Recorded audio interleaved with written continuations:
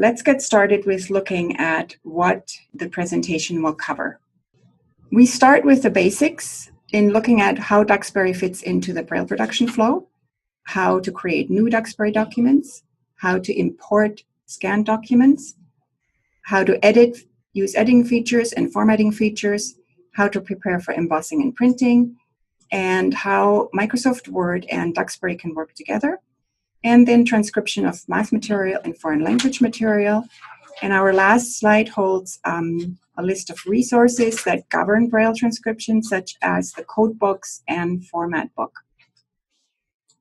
So looking at the entire workflow for Braille production, we start with a source material that could be in the form of a Word file or a print handout or a PDF file. Both print and PDF need to go through a scanning and text recognition process. We use the software on the page here. Save the file as a Word file, because Word file is the format that we can open up in Duxbury, work with it, and get the document ready for embossing. The PDF file is still useful. We use it to work with the tactile graphic program Corel Draw for the production of diagrams such as maps or other diagrams. So the presentation today will just talk about this aspect in detail in that workflow. So what can we do with Duxbury? Well, we can create a new file in the form of a print file where we use manual entry, regular keyboard to enter our information, translate it into Braille, and get it ready for embossing. Or we could create a new file straight as a Braille file using 6-key entry and getting that ready for embossing. Because manual entry is required for that, it is most practical for simple and short originals, or for handwritten originals, or for originals that render poor quality in the scanning process. Most of the time we would follow this pathway here, in that we have a scanned file that is saved as a Word document. We open it in Duxbury, where it opens as a print file. We do our editing and getting it ready for translation, translate it, and off to the embosser.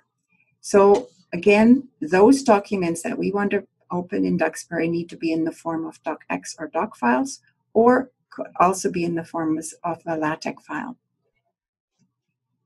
When we first open Duxbury, and we are using Duxbury 12.2, the window looks like this. There is a toolbar with 8 menu choices. Each one will give us more options as we open it. At this point, 3 of those menus are active. The help menu is self-explanatory. Under the global menu, we do our general setup of imprinter and embosser, making that connection. And under file, we could choose new file or open file. So we begin by choosing a new file, by going to the file menu and selecting new, or using the shortcut Command-Control-N, and this window will open up. It gives us 2 choices up here for document type, either print or Braille. If we choose print, we enter using the regular keyboard and then translate. If we choose Braille, we open up a Braille document straight away where we use 6-key entry. Below, our template window is quite important in that it's important to choose the correct template for our work. What the template does, it imports into our document tools that are specific to the language we're transcribing in, to the Braille code we are using, and to the formatting that we're following, which is BANA formats. So if we're working in UEB, we should choose the English UEB BANA as our template, and it's most practical to set it as our default template by going to Mark Template as Default. Then every time we open a new file, the right template will already be highlighted for us. If we're working in eBay, that template should be English BANA pre-UEB template. So we OK that, and our first look is we choose a print document. So the window might look like this. At the top, again, the toolbar with the 8 menu choices. They are now activated, even though they do not look activated in the picture right now. In the main window, then, we type in our information using the regular keyboard. Below, we have a translation line It is a highlighted line that shows us the Braille equivalent of where our cursor is located in the print file. If that line is not visible, we can make it active by going to the View menu on the toolbar, clicking on Translated Line, or Control F8 for short. Below that, we have what's called the status bar. It gives us information about the current style we're working in, the page we're working on, the line where the cursor is located, the cell that it's located in, some general information about the text, and in the last box, keys is 1 for print and 6 for Braille file. Likewise, if we choose Braille as our document type, the window will look similar with the toolbar at the top. In the main window this time, it's 6-key entry that we are using. And if that is not working properly, we can make it work by going to the View menu on the toolbar and clicking on 6-key entry, or again, shortcut F2. Below the translation line, this time showing the print equivalent of where the cursor is located in the Braille file. And this is same thing. If that line is not visible, we can go to the View menu on the toolbar and clicking on Translated Line, or using Control F8 to make it visible. So third option is that we import a scanned document or a saved file in the format docx or doc. Some scanning programs by default save the file as rich text file. That cannot be opened in Duxbury, so we need to resave the file then as a doc file or a docx file. Docx is accepted by Duxbury 12.1 or higher. If we use an older version, our format needs to be a doc format. So we would go to File menu on the toolbar and select Open this time, or of course, shortcut Control-O. We would browse to the intended document that we want to open, and this is the window we're getting then. Again, at the top, we are being asked for the template that we need to use or want to use. If we've already set our template to default, the correct one will be automatically highlighted. And just as a reminder for UEB, we should be choosing the English UEB BANA template. For working in eBay, we would choose the English BANA pre-UEB template. Below that, the import filter window, Duxbury chooses automatically the correct filter for the type of document that we're importing. So we don't need to do anything on that window. We click OK, and this is what it might look like. So we have an example here, that worksheet. On the left is the original worksheet. It was scanned and saved as a doc file and then opened in Duxbury. It automatically opens as a Duxbury print file, and this is what it would look like. We're going to follow this example all the way through to the embossing stage. And so our next step would be to proofread and edit. So to compare this file as it has imported with the original, delete anything that shouldn't be there, correct anything that's wrong, and sometimes even add something that was lost in the scanning process. So specifically in this worksheet, up here, name comes from over here, from name and line. It's not something we need to transcribe into the Braille file, so we would delete that. The number 11 was probably left over from incorrect recognition of those lines in that diagram. We would delete that. We would have to correct, there's a comma after the 2, which should be a period, so we would correct that. And down here, there is some extra information which comes from the footer information. We would delete that. The number 18 is our print page number. We would obviously retain that one, and we would actually move it to the top of our file, because in the Braille file, that number appears first and gets used first. So once this file is cleaned up and proofread, the next step is formatting. Braille formats is governed by a document that's called Braille Formats, Print to Braille Transcription. It is a BANA guidebook that governs how different print formats should look like in Braille. And the tools that we have in Duxbury align with that formatting because we've brought them in with our BANA template. So before we actually do this on this specific worksheet, we're going to talk about what the tools are and how they work. So for formatting, we use codes and styles in Duxbury. The reason we do that is because it is faster, it is more accurate, and it sets our formatting into place so that it will not shift when changes are made to the document. In regular or standard view, we cannot see those codes and styles. We can make them visible though by going to the View menu on the toolbar and clicking on Codes, or using the Alt F3 shortcut keys. That will change our standard view to coded view, and here's a picture, standard view, and coded view that then makes those codes visible in those gray boxes. Now this is the worksheet we brought in coded view unaltered. So just to show that when documents are being imported, they already have their own styles from Word embedded. They are not necessarily the styles that we want to retain for Braille formatting. So we need to replace them with the proper Braille styles and codes. Again, Alt F3 is a quick way to toggle back and forth between the coded and the standard view. So a little bit more about what codes and styles are. So codes are written within square brackets, and styles are made up of multi-part codes. They have an opening code and they have an ending code. So here's an example.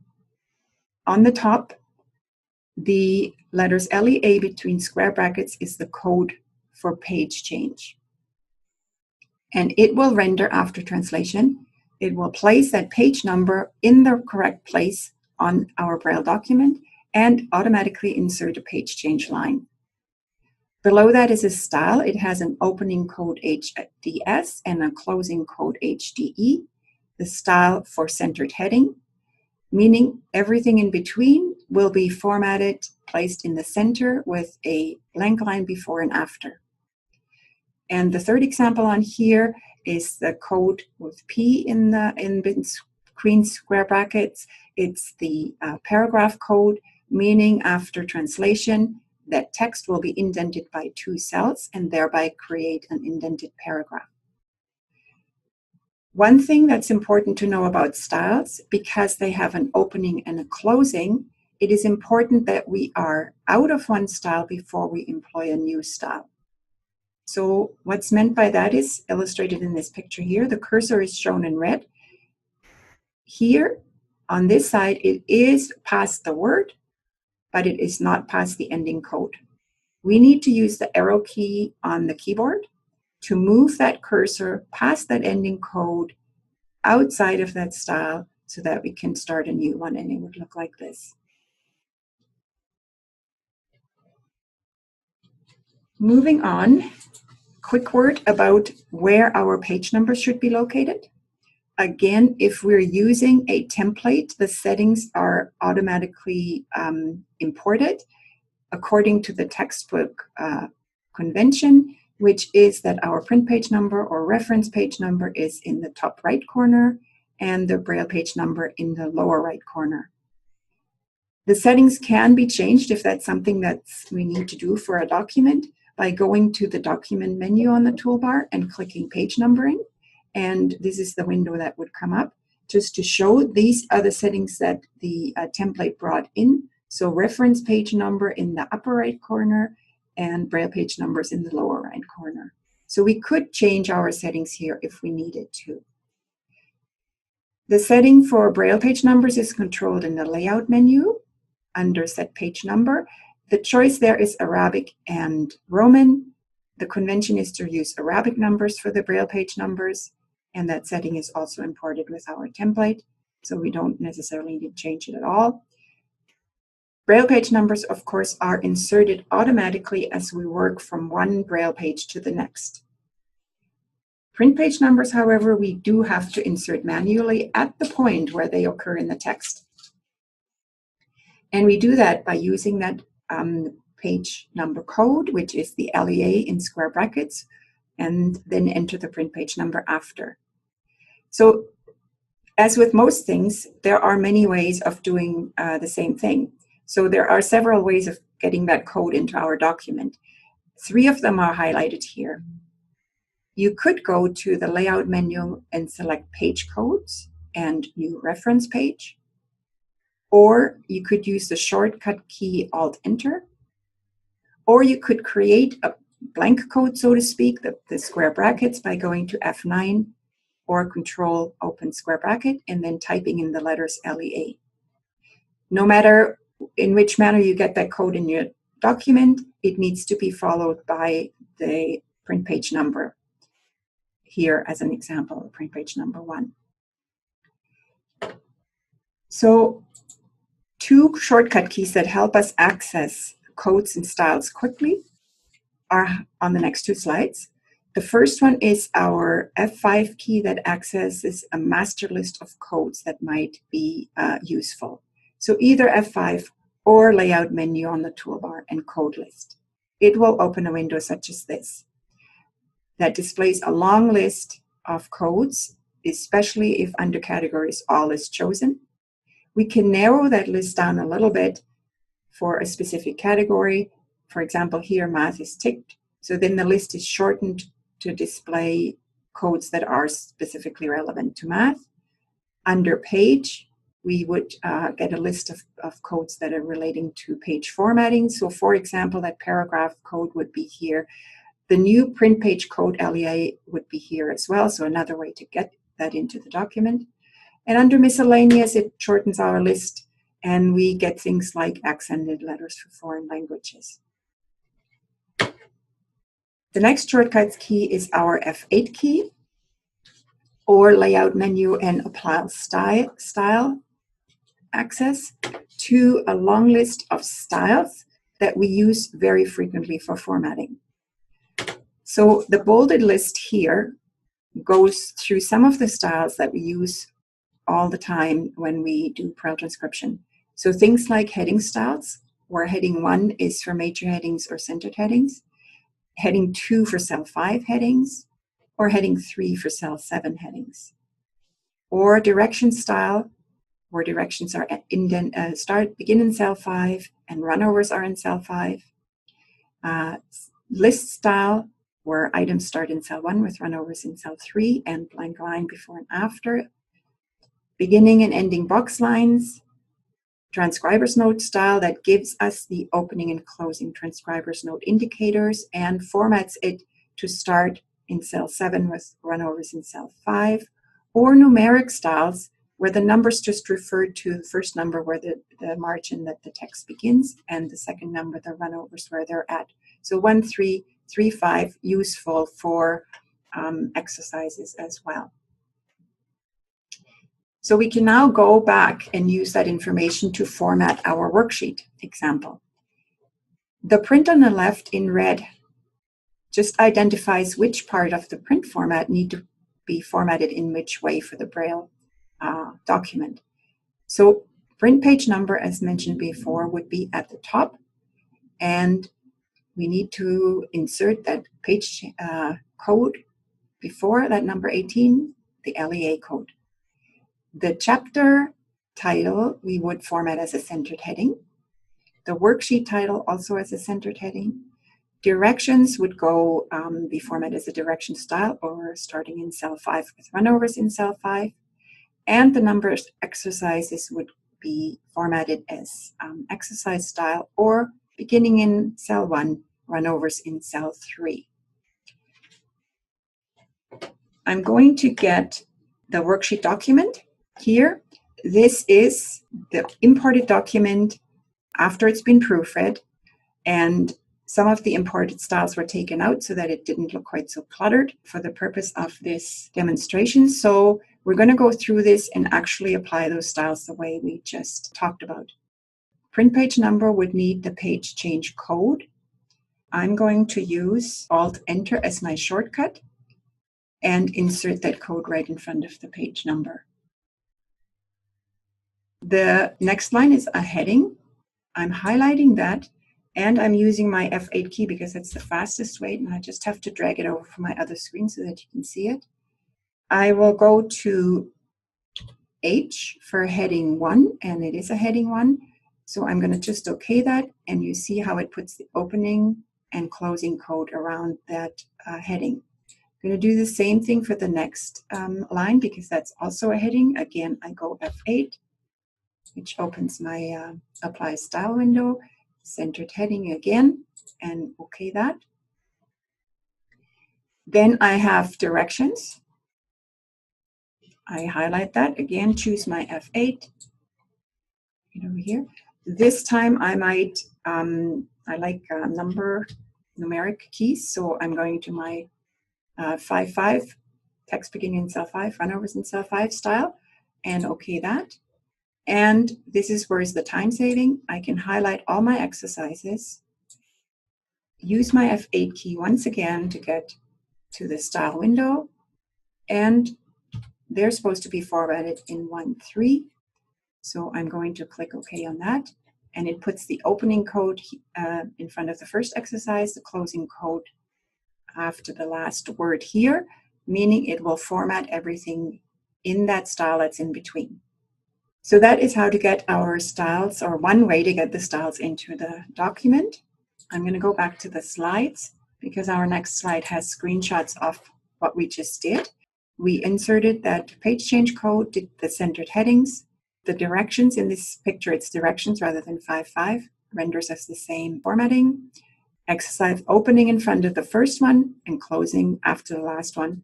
There was only room to show 2 on this slide here. Alt F3 is our toggle button to get us back to standard view, and this is what it would look like. The page number has been placed on the right-hand side now. The centered headings are centered with blank lines. Our instructions are indented, and our numbered exercises here. So when everything looks good at this stage, we would be ready to translate. So for translation, we go to the File menu on the toolbar and choose Translate, or Control-T for short. The default setting is a translation into fully contracted Braille. There are other translation options, and we'll talk about them in a couple of slides or so. Once we have that Braille document visible on our screen, it's still a good idea to look it over one last time. It's still possible to make changes in that document if needed, correct something, or change style if we need to do so before we send it off to embossing. Now, always a good idea to save a file. So we do that, as in most other software programs, by going to the File menu on the toolbar and choosing Save, or Control-S for short. The print file, if we choose to save the print file, and we always get asked about that, prompted if we want to save it, it will save with the extension DXP. The Braille file will save with the extension DXB. We could also save it as a BRF file. That format is sometimes needed if another type of Braille translation software is being used. Whether or not you save your print file is totally up to you. It depends if you feel that you need to have access to it again. If we only need it, if the goal was to only create a Braille file and we have that, then there might not be a need to save the print file as well. But that is a personal choice. We then are ready to go to embossing. We already mentioned the global menu that sets up the general connection to the embosser. We can also set up settings specifically for a document by going to the document menu on the toolbar and choosing Embosser Setup, where we could adjust things like paper size or number of cells per line. It is the window here, and you see you could change these numbers here, characters per line or lines per page, if that was necessary. When we've done that and we're ready to emboss, then we choose File menu on the toolbar and go to Emboss, or press Control-E. Likewise, we could print our document and adjust the printer settings for that document by going to the document menu on the toolbar and choosing printer setup. Things like paper orientation and size could be adjusted there if necessary. When we're ready to print, we go to File menu and Print, and we get the following window highlighted here is just one possibility. If that's something that is of use for you, you could check the interline print box, and what that does is prints right above a braille line, a sim braille line. It prints the print translation as you see it on the translation line in tiny letters. So if that's something that is useful for your purposes, then that is how it can be done. Next, as mentioned, we're going to talk about translation options, because sometimes that's a question. It's referring to translation options regarding use of contractions. So the default setting is for fully contracted Braille. We could change that by going to the document menu and choosing learning tables. And as we see, the fully contracted is ticked. We could choose uncontracted if that is what is needed. But we also get a list of Braille courses here. And each Braille course has lessons or parts embedded as the Braille is being taught and as contractions are being taught.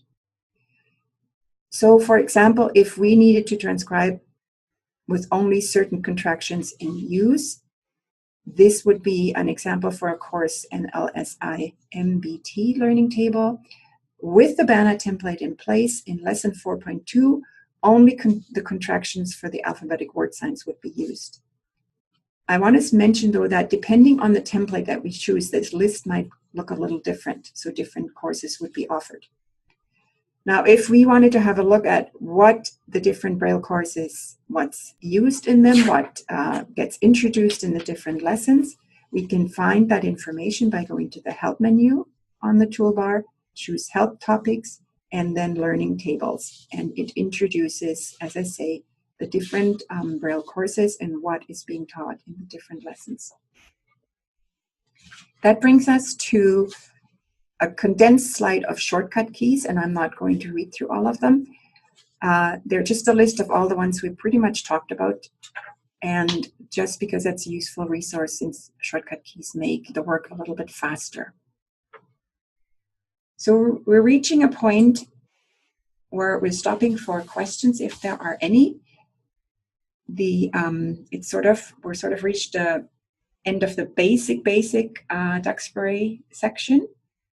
And I'm getting the question, is there a document that describes these styles and codes, or is the numbers you are using BANA rules? So if this is a question regarding the formatting, then yes, that document is the Braille formats, print to Braille transcription, that governs how certain things need to be formatted. I'm just want to make sure that's what was the question, or if it's more of a question regarding a Duxbury question where all the styles and codes, if there's a document that lists all the styles and codes. We're just going to get clarification on that. Even in codes and style, use numbers 1, 3. Okay, sorry, I can go over that again with codes and styles if the number key is, if that's a little confusing. Let me go back to that slide. There's more than one way to get the different styles into place.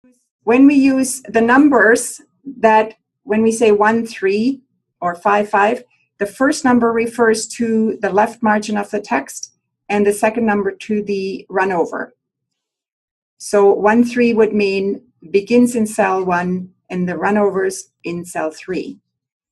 Something like an exercise style is the same as a 1, 3 style where, as I say, the left margin of the exercise starts in cell 1, and if they're runovers in Braille, they would be in cell 3.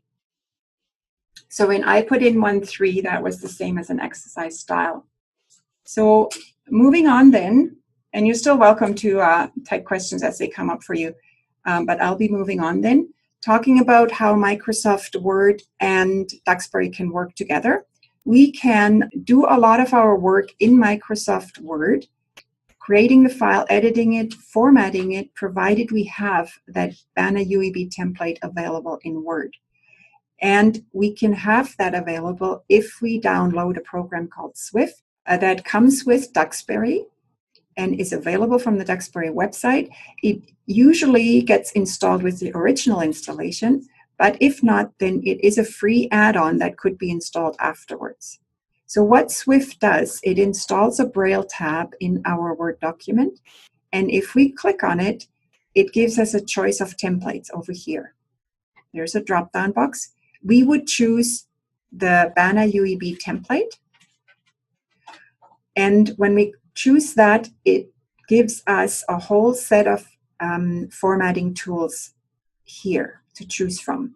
So we could do our editing and proofreading in Word and then do the formatting using these styles that are the BANA, accepted BANA styles. Use these styles to format, and when we're finished, go directly to open in DBT, open in Duxbury. It will open as a Duxbury Print document. We would have a look at it to make sure that the styles were all imported correctly, and then translate it and send it to the embosser just the way we did from within Duxbury. So this is just a way of doing more of that work in Word, provided we have that Swift installed that gives us this Braille tab. Moving on to math transcription. So math often does not render very well in the scanning process, and there is a need for manual editing or entering mathematical expressions. The two software programs that we will talk about is MathType and Scientific Notebook, with the emphasis on MathType. And just a note here that the final proofreading in the Braille file is very important for mathematical material. And we will go through that in detail. So here are some options of how to work with math. We will talk about each one following in more detail, but that's just an overview. So we could directly enter our math in Duxbury as a print or Braille file, do our editing and formatting the same way we just talked about, translate it into Braille, final edit, super important for math, and off to the embosser. Or we could use Word again, this type with MathType, save that as a docx file or doc file, open it in Duxbury. Again, it will open as a print file. And then these steps of editing, formatting, and translating are the same no matter which way we get our math into the document in the first place. So they're always the same, with emphasis on this final editing. If we have Scientific Notebook available, it needs to be version 5.5. That file would save as a LaTeX file, and that can be opened by Duxbury. It will open as a print file also, and again, the following steps are exactly the same.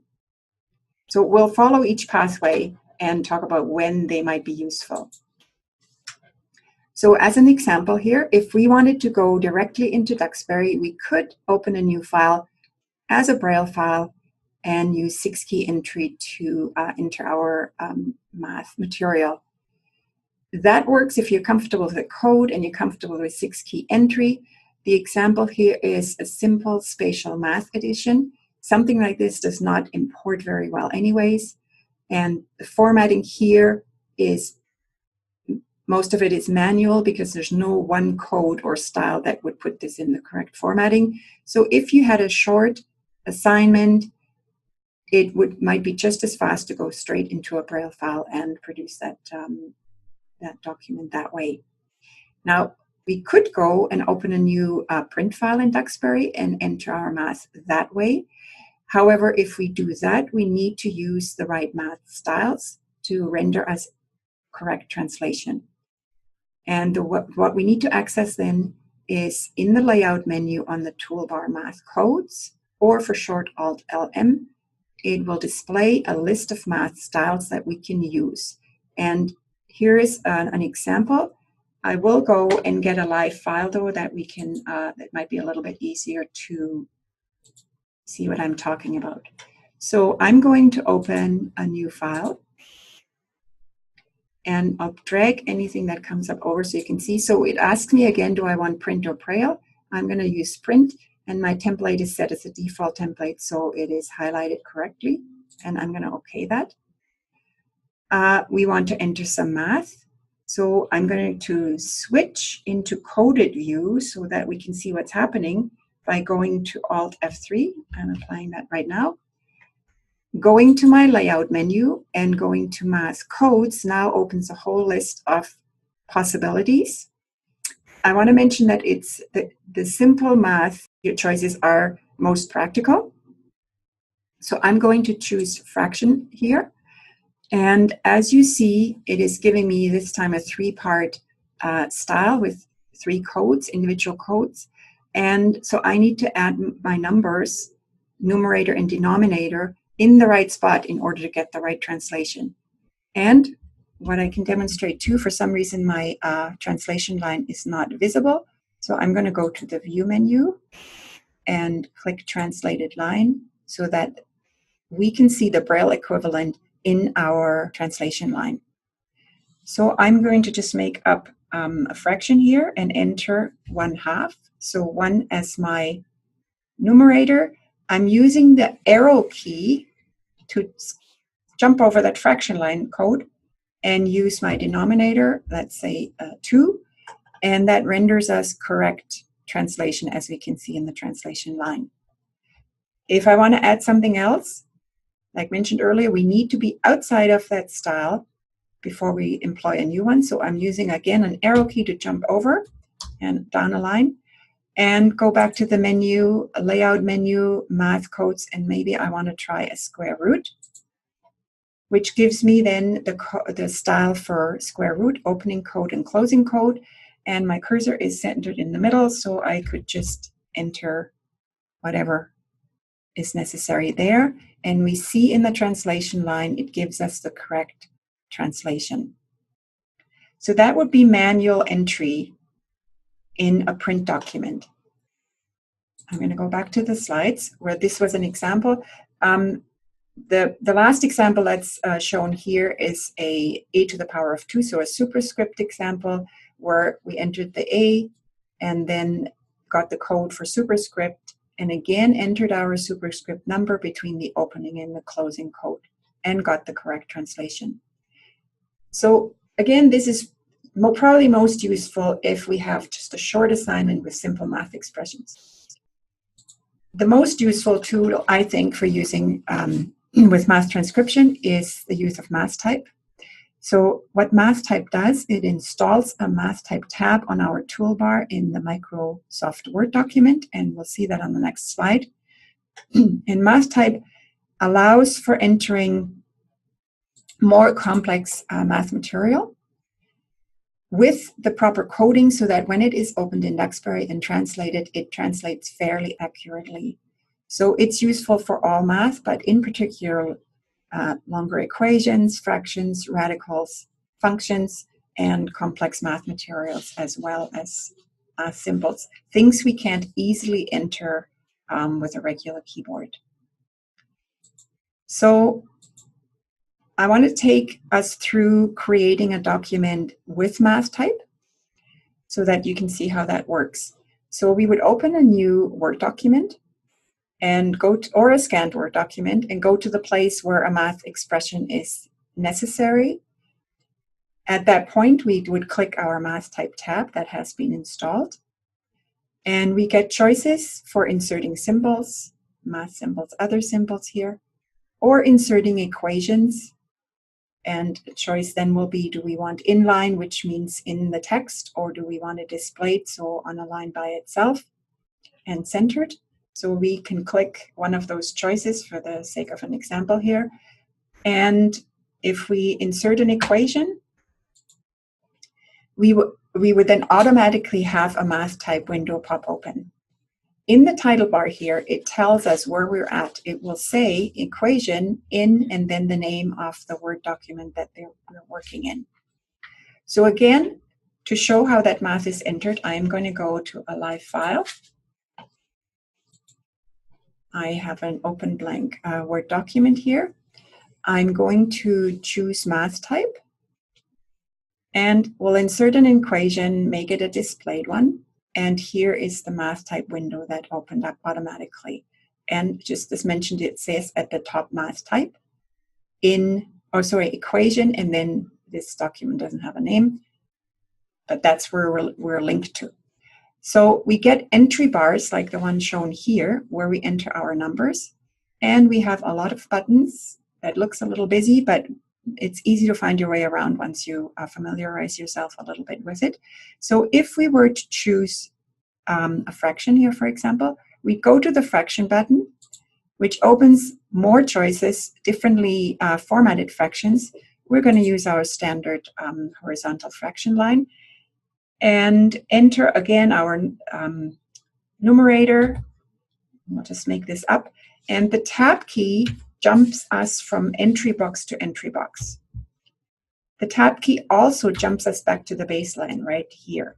So we could then enter whatever needs to be on the baseline. Again, this is something we're just going to make up. There is no spaces that get entered. In fact, the spacebar, if I press this, gives me a window reminding me that it is spaces don't get inserted at this point. So on the other side of the equation, let's choose a fraction. Again, when I open this, I hope that's visible, that you could have just a square root, or for anything that's third root or something, we can enter that. We can click as well as use the tab key to get into the entry box that we want to be in. So we enter our math expression, and it can be way more complicated than that.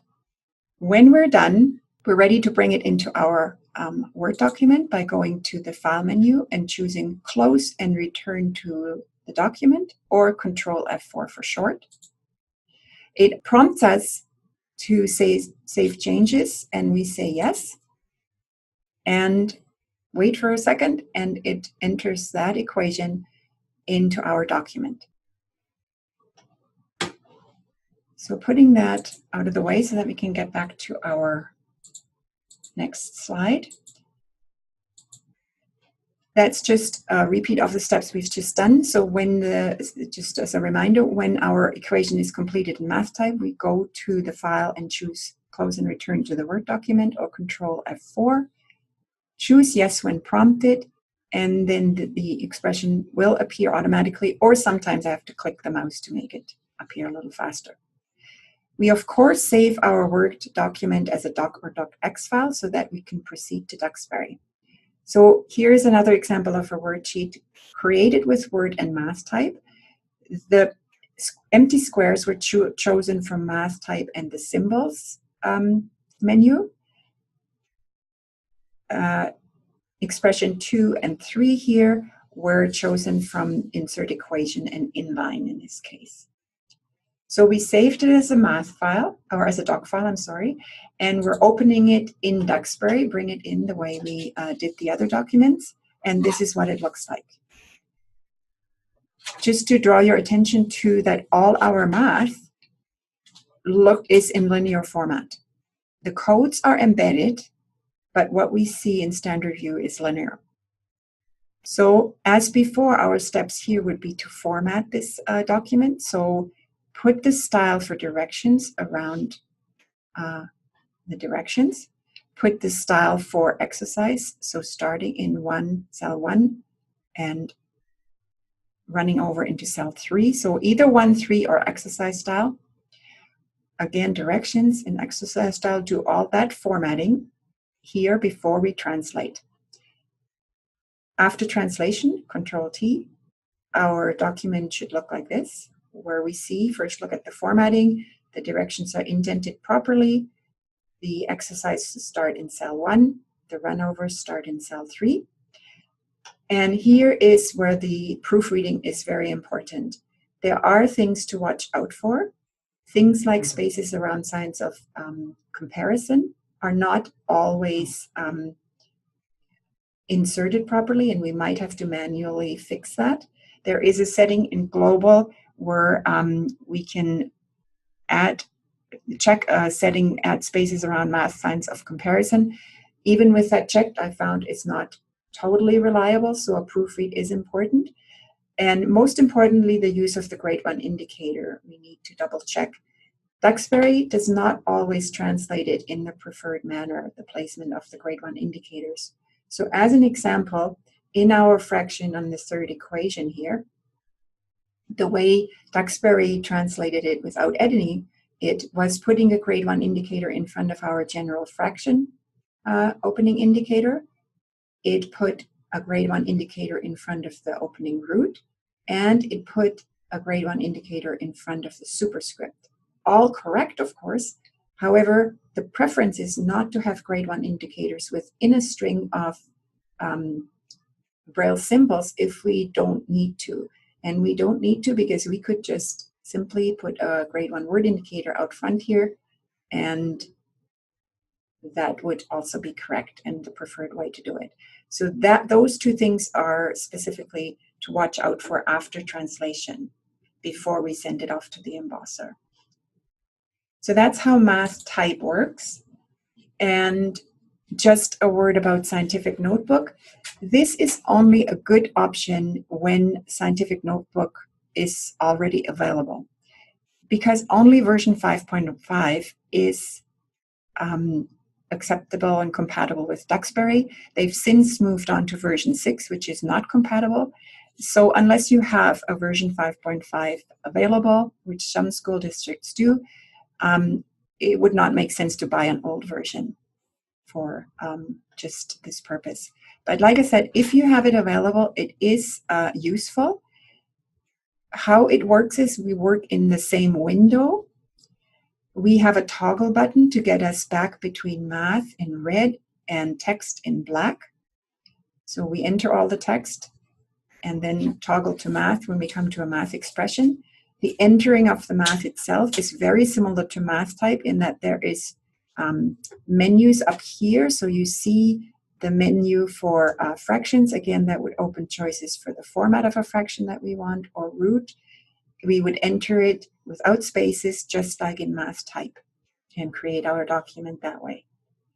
Once that is completed, and when it is saved, it saves in the form of a LaTeX file. That can be opened in Duxbury. Again, it will open as a print file, and all the steps following would be the same as we did with the math type file, that we need to format it, put with our styles according to if we have headings, if we have directions, and so forth, and then translate, and again proofread before embossing. Foreign language material. So this is material that is used in language classes, such as foreign language textbooks or grammar books, or worksheets accompanying foreign language textbooks, which we frequently get, or English and the foreign language are present and the English is contracted, and the foreign language sections are not contracted, and foreign accent symbols are used. So as a note, usually the foreign language is distinguished by typeface or by format, so either in italics or indented, that it's also distinguishable for the student. We use again our F5 code list for language-specific symbols if we need to insert those. We use again our styles for formatting, but this time also for the translation code for that specific foreign language. So we're walking through this with an example again. It's an excerpt from a French language worksheet. It has a subheading here in French and English instructions then, and a set of bulleted sentences, a list of bulleted sentences, French practice. So we have different options of proceeding here. We could, if it was a short document, type it straight into the Duxbury Print file and translate it. Most often though, it's not. We don't have short documents, we have longer ones, and so the scanning is the way to go. In OmniPage, we can set a setting for foreign language and choose the one we have, and that will retain most of the accented letters. We would then save that as a doc file or docx file to bring into Duxbury, just like before. Or we could create it in Word, the document, and save it as a doc or docx file and use the insert symbol route to insert our language with specific symbols. We have then a doc file or docx file, and we open it in Duxbury. It opens as a print file where we proofread it, just the way we did the other documents as well. If we needed to change, say, an accented letter that did not import correctly, We can do that with through our code list by going to F5 or Layout menu and Code List. Again, similar window. I'm narrowing it down to the miscellaneous list, which gives me a choices of accented letters, and I could then choose the one that needed to be corrected and go OK and import it into my print document that way. The formatting step, the same as before. We need to format our document using Duxbury styles. So either by going to Layout menu on the toolbar and apply style, or using the F8 shortcut key. In this specific example, we had a cell 5 heading, and we had a list style for those bulleted sentences. When that's done, we would go to the translation step, which is a little bit different when we have a document like that. We need to tell the computer which parts are French and which parts are mostly just which parts are French, because the other parts are going to be translated according to our setting, which is fully contracted Braille. So we do that by highlighting our French expression and going again to our Layout menu, Apply Style, or F8 shortcut key. That opens our Apply Style window, and we then scroll to the language that we're choosing, French in this example, and we click OK. We go through our document that way, highlight anything that's French, going to our Apply Style window, choosing the French, the language that's necessary, and okaying this. When we've done that and we look at this document in coded view, this is what it would look like. So we had applied our formatting style, which was for heading 2 or cell 5 heading. And nested within, we have applied that French style. So we can have one style nested within another, as long as they're nested properly. Likewise, down here, we have the list style that we applied. And we designated this whole thing as being French. So embedded or nested within the list style is the French style, so that when we translate it, it should look like this. Of course, translation with the file menu and translate, or Control-T. So our worksheet would look like this. Cell 5 heading, that's fine. It is not contracted. The TRN contraction is not used. We have English instructions. They are in contracted English. That's good. And we have our bulleted list, blank line before, starting in cell 1, runovers in cell 3. It is not contracted, and French symbols are used for the accented letters, such as here is a U with an accent grave. And so when everything looks good, we are ready to emboss that worksheet. And that was, in a nutshell, looking at translating with a worksheet with foreign language material. But I wanted to move to the last slide for people who left to leave, to just show that. It's the resource slide listing the books and documents that guide transcription, so rules of UEB and UEB guidelines for technical material, the Braille formats, guidelines and standards for tactile graphics, and the 2 software programs that we talked about, the Swift that installs the Braille tab in Word, and Math Type 7 that installs the Math Type tab, and the websites that they are available from. Thank you very much for joining us today. I hope there's been some information that will be helpful to you in your transcription situation. And if you have further questions later on, you're very welcome to email us. But again, I want to say thank you and wish you a good afternoon and goodbye.